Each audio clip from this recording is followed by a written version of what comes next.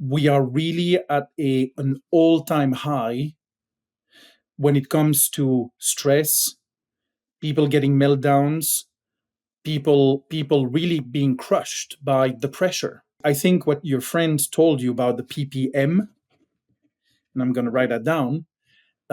That's exactly what we're talking about. It's what's happening under the hard hat, and there is a hard hat, but what's happening under that hard hat, which is equally important than having that hard hat on your head. And so knowing that everything is at an all-time high, and nobody likes to talk about this, but and you guys have, and I give you a lot of credit for that.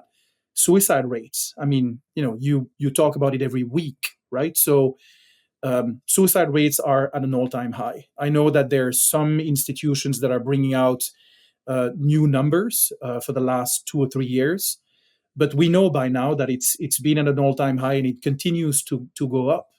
And what a tragedy! Right? It's the biggest tragedy of our industry. Looking at where we are right now, which is at again an all-time high of that psychological stress that a lot of people are experiencing on job sites. How can we go from here? And that's the got milk moment. The industry needs to change.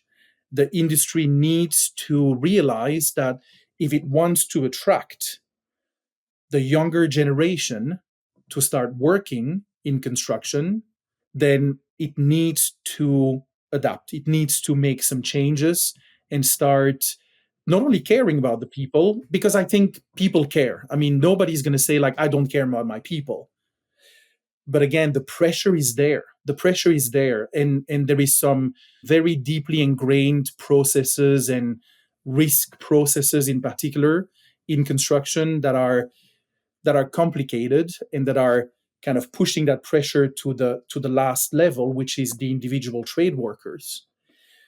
But how do we make that? How can we change that? How can we, like the got milk advertisements, where you had those big time movie stars having those milk mustaches, if some people not aware of that. How can we make construction sexy again? How can we make that a great industry for people to consider when coming out of school?